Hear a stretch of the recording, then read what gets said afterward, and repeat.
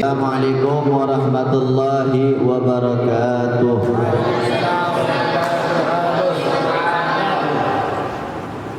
Alhamdulillah, alhamdulillah, wassalatu wassalamu ala rasulillah wa ala alihi wa sahbihi wa man wa'awlah. Wa ashhadu an la ilaha illallah wa ashhadu anna muhammadan rasulullah. Allahumma salli wa sallim ala sayyidina Muhammadin wa ala ali sayyidina Muhammad. Rabbi sahli sadri wa yassir li amri wahlul 'uqdatam min lisani yafqahu qawli, amma ba'du. Alhamdulillah, puji dan syukur atas kehadirat Allah Subhanahu wa taala yang telah mana masih memberi kita nikmat iman wal Islam sehingga kita dapat kumpul duduk bersama di tempat yang berkah ini menjalankan kewajiban kita, yaitu talabul ilmi dan berzikir kepada Allah dan berselawat kepada Nabi Muhammad sallallahu alaihi wasallam. Sesungguhnya yang hadir di sini semua atas kehendak Allah Subhanahu wa taala. Mudah-mudahan kita yang duduk di sini dapat rahmat dari Allah Subhanahu. Salawat dan salam kita curahkan kepada junjungan baginda Nabi besar Muhammad sallallahu alaihi wa alihi wasallam. Alhamdulillah. Bismillahirrahmanirrahim. An Amirul Mu'minin Abi Hafsin Umar ibn Khattab radhiyallahu anhu qala sami'tu Rasulullah sallallahu alaihi wasallam yaqul innama a'malu binniyah wa innama likulli al-amri ma nawa faman kana hijratuhu illa Allah wa rasulullah wa hijratuhu illa Allah wa rasulullah wa man kanat hijratuhu lidunya yusibuha aw ni'maru'atin yakfihuha fa hijratuhu illa ma hajarat ilaih.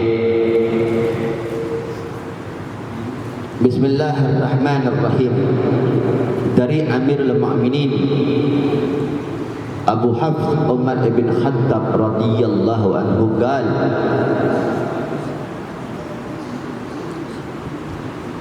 ia berkata bahawa sesungguhnya Rasul pernah mendengar Rasulullah sallallahu alaihi wasallam bersabda, sesungguhnya innama a'malu binniyat, segala setiap amal itu tergantung pada niatnya. Wa innama likulli amri ma nawa, dengan apa yang diniatkan barang siapa hijratu illallah, dengan niat mempunyai hijrah karena Allah, maka dia akan mendapatkan ridhanya Allah wa ridhanya Rasulullah. Wa man kanat hijratuhu lidunya, dan barang siapa hijrahnya karena dunia yang hendak dia raihnya atau karena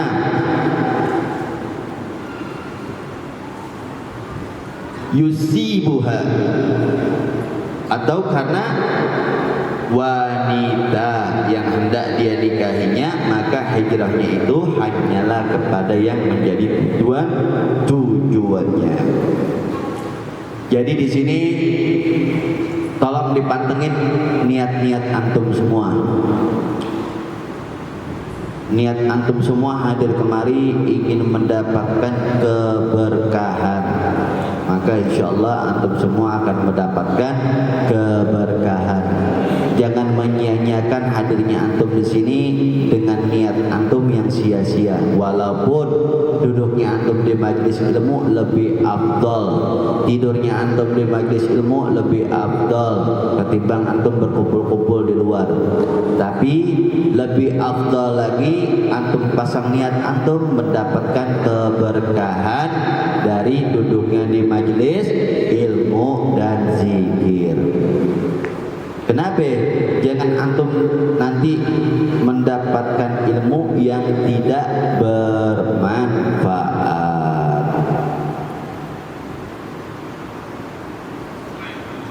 Kenapa Anda bilang seperti itu? Karena Rasulullah SAW pernah berdoa, Allahumma inni a'udzubika min ilmi la yanfa'.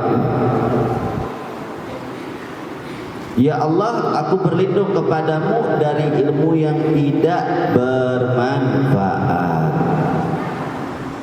Jadi mudah-mudahan antum semua dengan pasang niat yang lempeng dan istiqomah mendapatkan ilmu yang manfaat. Bismillahirrahmanirrahim. Qalu kaifa zalika wa qala yadbi'u rafa'al jahla an nafsihi wa an ghairi.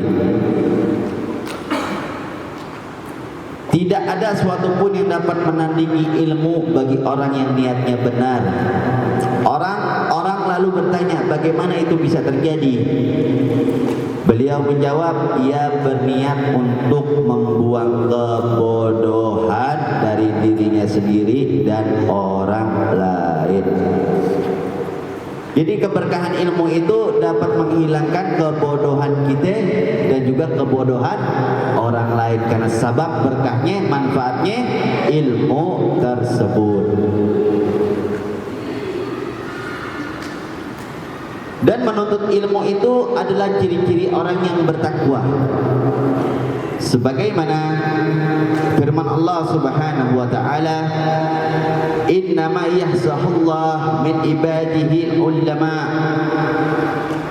Sungguhnya yang takut kepada Allah dari golongan hamba-hamba hanyalah para ulama, dan kita mendapat ilmu-ilmu ini dari para ulama.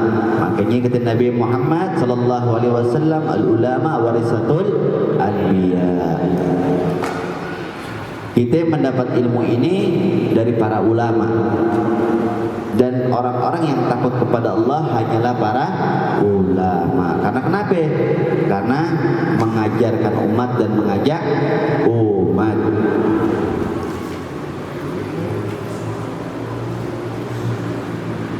Bismillahirrahmanirrahim. Kali ini Al-Fakir ingin menjelaskan tentang kitab bab ayyuhal walad. Sedikit, mudah-mudahan bermanfaat buat antum semua.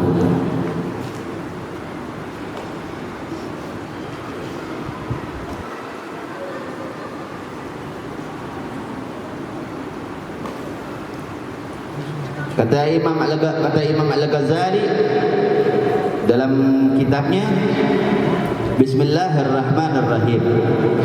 I'lama ayyuhal walad, al-muhibbu azizun atalallahu baqa'aka bid'atihi wasalaka bika tariqa ajibadihi anna mansuran nasihah yuktabu min ma'di rasulati alaihi salatu wassalamu in kanat qad balagaka minhu nasiha fa ayyu hajatin laka bin nasiha wa in lam tablugha faqal ماذا حصلت في هذه سنينا madiyah. Kata Imam Al-Ghazali di dalam kitabnya, wahai anakku yang tercinta dan mulia, semoga Allah Ta'ala melenggangkanmu dalam ketaatan kepadanya dan memasukkanmu ke jalan para kekasihnya. Ketahuilah bahwa nasihatku yang telah tersebar bersumber dari risalah Rasulullah sallallahu alaihi wasallam. Jika sebagian nasihat tersebut telah sampai kepadamu, maka nasihat apalagi yang kau perlukan dariku. Jika belum sampai kepadamu, maka katakanlah kepadaku apa yang telah engkau dapatkan pada tahun-tahun yang lalu. Jadi nasihat-nasihat yang kita dapat, ilmu-ilmu yang kita dapat, nasihat yang kita dapat, ilmu yang kita dapat lebih afdal diamalkan, diberitahukan kepada saudara-saudara kita, kepada kawan-kawan kita. Ayuhal walad, min jumlati ma nasah bihi Rasulullah sallallahu alaihi wasallam ummatuhu qawluhu alamatu i'radillah ta'ala an abdi sighalahu bima la ya'nihi wa innama ra'u zahabat sa'atun min umarih. Wahai anakku, di antara hal-hal yang dinasihatkan oleh Rasulullah sallallahu alaihi wasallam kepada umatnya adalah sabda beliau. Tanda-tanda berpalingnya Allah Ta'ala dari seorang hamba adalah dia menyibukkan diri dengan sesuatu yang tidak bermanfaat. Sesungguhnya seseorang yang sesat dari umurnya berlalu untuk selain tujuan dia diciptakan untuk beribadah. Apa makna ibadah itu? Taat kepada Allah. Ibadah ialah taat. Maka pantaslah untuk menyesal selamanya. Jadi orang-orang yang tidak taat kepada Allah, yang tidak ibadah kepada Allah, maka orang tersebut telah menyia-nyiakan umurnya. Apa yang didapat dari hasil sia-sia? Yaitu dia akan dapat penyesalan yang amat dia sesalkan, sehingga penyesalan itu tidak dapat dia perbaiki karena telah menyia-nyiakan waktu.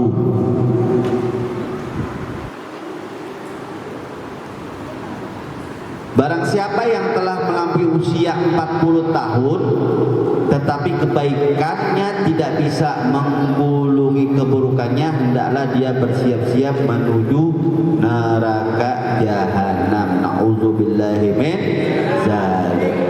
Jadi kita manfaatkan waktu kita, umur kita di masa muda kita, sebelum kita sampai waktu kita umur 40 tahun, kita gunain untuk hal-hal yang manfaat. Setidaknya kita niatkan diri kita untuk melakukan hal-hal yang manfaat. Kurangin canda gurau. Kurangin kalau memang ada sesuatu hal yang lebih dari canda gurau yaitu bermanfaat buat kita hilangin itu. Kumpul-kumpul yang gak manfaat kita kurangin. Berbicara-berbicara yang gak manfaat kita kurangin. Apalagi ngomong-ngomongin orang, gosip-gosip kita kurangin.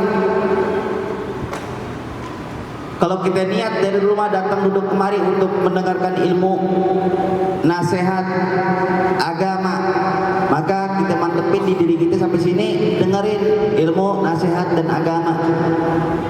Jangan kita di sini ngobrol. Maka kita telah menyia-nyiakan sesuatu hal yang manfaat. Aneh pernah ngalamin di waktu aneh duduk di pesantren, ada sesuatu hal yang manfaat tidak ada jalannya, dan sekarang aneh merasakan menyesal. Bisa gak dibenerin? Ya dibenerin itu masih seperti itu aja. Cara Anda ngebenerin itu seperti ini. Anda memberitahu antum semua. Ini cara Anda ngebenerin. Bahwa sesuatu hal yang sia-sia itu tidak dapat kita benarkan untuk diri kita pribadi. Tapi kita kasih tahu orang bahwa suatu hal penyesalan itu amat gak enak. Amat gak enak. Yang seharusnya kita dapatkan di waktu lalu kita gak dapetin, sehingga kita lihat di depan kita orang yang dapat sesuatu hal yang lalu kita gak dapetin, kita menyesal. Kita hanya bisa memberitahu kepada orang tersebut bahwa suatu hal yang manfaat, suatu hal yang manfaat jangan disia-siakan. Jangan disia-siakan. Karena nanti akan adanya penyesalan.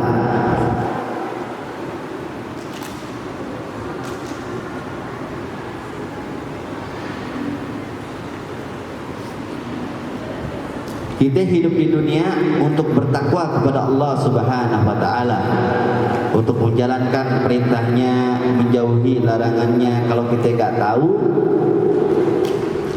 kita mencari tahu dengan cara kita thalabul ilmi. Kita berusaha sekuat tenaga, kita belajar sekuat tenaga dengan niat untuk menghilangkan kebodohan di diri kita. Insya Allah apa yang kita niatkan Allah ridhoi dan kita dapatkan. Bismillahirrahmanirrahim. Ayyuhal walad sahihatu sahlun wal maskinun qabuluhu li'annaha fi mazaqi muttabi' hawa urru iza manahiya mahbubatun fi qulubihim. Wahai anakku, kata Imam Al-Ghazali, menasihati itu mudah, yang sulit adalah menerimanya. Karena bagi penurut hawa nafsu, nasihat itu terasa pahit, sebab hal-hal yang dilarang lebih disukai oleh hati mereka. Kenapa sesuatu hal nasihat itu terasa pahit atau terasa sakit? Jikalau di dalam anggota badan kita itu ada sesuatu luka, contohnya kita berdarah, kaki kita luka, kita pakai betadine, sakit gak? Sakit gak? Tapi kalau kita gak luka, kita pakai betadine, sakit gak? Gak sakit. Itu namanya obat. Obat itu menyembuhi penyakit. Begitupun nasihat. Apabila nasihat itu ada yang terasa jelek di hati kita, bahwa harus kita sadarin, harus kita pahamin bahwa di hati kita itu ada sesuatu hal yang salah. Maka itu nasihat itu obat untuk orang-orang yang merasa salah. Tapi nasihat itu akan bisa sakit bagi orang-orang yang dirinya merasa benar. Merasa benar. Rasa benar ini adalah suatu rasa benar ini kebanyakan datangnya dari setan. Datangnya dari setan, sehingga tidak dapat mendapatkan keberkahan di diri kita untuk mendapatkan suatu hal yang manfaat di dalam hati kita. Lagi bagi penuntut ilmu resmi yang didapat karena kebiasaannya bukan dengan maksud diamalkan. Apalagi kita ini duduk di majelis ilmu, kita mendapatkan ilmu itu sekedar dapat tok, tapi tidak kita amalin, tidak dapat kita lakuin, tidak ada niat kita berbagi kepada kawan.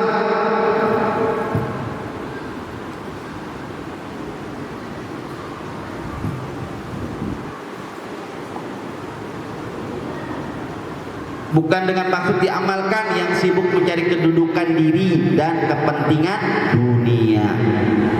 Dia mengira bahwa ilmu yang dimiliki itu sendiri yang akan menjadi penyelamat baginya dan tidak perlu mengamalkannya. Inilah keyakinan para filsuf. Banyak orang-orang sekarang yang dapat ilmu, dia tidak ngamalin. Dan orang beramal pun tanpa ilmu. Ini dua-dua juga gak bagus. Kita punya ilmu, kita amalin walaupun satu ayat. Beritahu ilmu itu, kita amalin ilmu itu, kita lakonin ilmu itu walaupun sedikit. Apa yang kita dapat nih dari sini tentang sedikit pengetahuan kita, pemahaman kita, sampai rumah kita amalin. Kita amalin atau kita bagi sama teman, atau kita utarakan apa yang kita dapat di majelis ini kepada teman. Itu sebaik-baiknya amal. Dan amal tanpa ilmu pun tertolak. Jadi dua-duanya ini mesti nyambung, ilmu bil amal wal amal bil ilmu.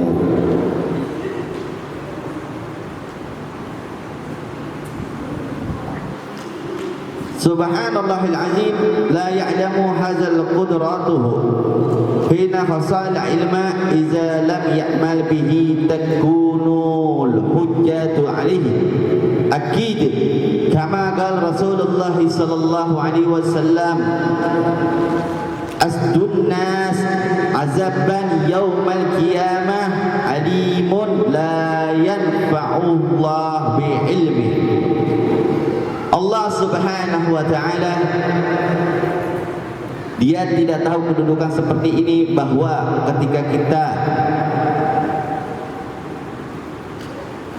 Subhanallahil azim, Dia tidak tahu kedudukan seperti ini sebagai ketika sudah memperoleh ilmu lalu tidak mengamalkannya, maka ilmunya akan menjadi hujjat kuat yang akan melawannya, sebagai sabda Nabi Muhammad sallallahu alaihi wasallam, manusia yang paling keras siksaannya pada hari kiamat kelak adalah orang-orang yang berilmu tetapi Allah tidak memberi manfaat dengan ilmunya. Na'udzubillahi min dzalik. Maka kita manfaatin ilmu yang kita dapat di sini.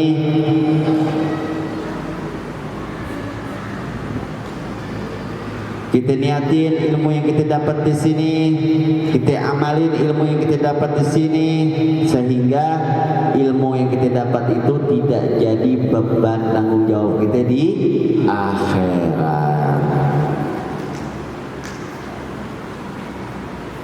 Diriwayatkan bahwa Al-Junaid, semoga Allah menyucikan rohnya, pernah terlihat dalam sebuah mimpi seseorang yang setelah kematiannya dikatakan kepada Al-Junaid, bagaimana keadaanmu wahai Abul Qasim? Dia menjawab, perkataan telah sia-sia dan isyarat telah binasa. Tidak ada orang yang bermanfaat bagi kami kecuali rakaat-rakaat yang kita kerjakan itu di tengah malam. Dia juga berkata, muru'ah itu adalah bersabar terhadap kekurangan saudaranya. Dia pernah ditanya bagaimana jalan menuju Allah, dia menjawab, taubat, yang memutus mata rantai terus berbuat dosa. Rasa takut yang menghilangkan kesombongan, harapan kuat menuju kebaikan, dan muraqabah, merasa diawasi Allah terhadap lintasan yang ada di dalam hatinya. Makanya kalau setiap kita tidur tuh di malam hari, kita selalu tidur kita tuh ingat akan Allah Subhanahu wa taala. Ana kasih satu amalan sama antum. Di saat antum mau tidur, antum baca doa tidur. Ketika antum baca doa tidur, antum baca ayatul kursi. Apa manfaatnya ayat kursi? Kata Sayyid Muhammad Al-Maliki Al-Hasani, barang siapa yang membaca ayat kursi ketika dia tidur, maka akan terjaga di waktu dia tidur dan setelah dia bangun. Apa aja yang dijaga? Diri kita dijaga, harta kita dijaga, keluarga kita dijaga sampai kita mau bangun. Baca ayatul kursi 3 kali, baca kulhu 3 kali, baca salawat. Insya Allah besok kita bangun tuh berkah, tidak merasakan suatu hal apa-apa. Dan ini dalam tidur itu dijaga sama Allah Subhanahu Wa Taala dan para malaikat.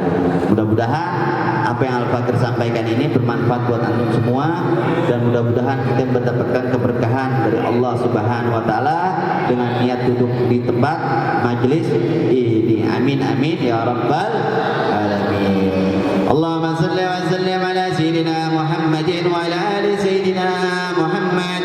Baina kuruba wa nuril habib alamat as-samawati wal ardi wa ma bihina bitarhib wa amtur al-wujud ilayhi ala ahli al-wujud tasir wa asinatul malaikati bitabzir al-alamin ta'iz. Subhanallah walhamdulillah la ilaha illallah wallahu akbar. Subhanallah walhamdulillah wa la ilaha illallah wallahu subhanallah walhamdulillah wa la ilaha illallah wallahu akbar. Wal qudratu kasafat fina hadzal mastur liya baraza nuruhu kamila fi alami az-zuhur nuran faqatuhu وأنفذ الحق الحق ما على ما أتم الله عليه نعمة من خواص الأمة أن يحضروا عند الوجه العمة تانيسا لجبالها المسعود ومسركات لها بهجات مات ممدود وحضرت بتوفيق الله سيدة المريم وسيدة العاشية وموآها من حوروحي فسم الله في النسار في سمعة العافية بعد الوقت الذي رتب الله على حضوره وجود الحج المولود فانفلقت له الكامل من نور الحمود وبرز من حميد المحمود ودع الله بتفسير والسجود صلى الله عليه وسلم. صلى الله عليه وسلم. صلى الله عليه وسلم. أسرق الكون ابتهاجا بالوجود الموت تفهمت ولأهل الكون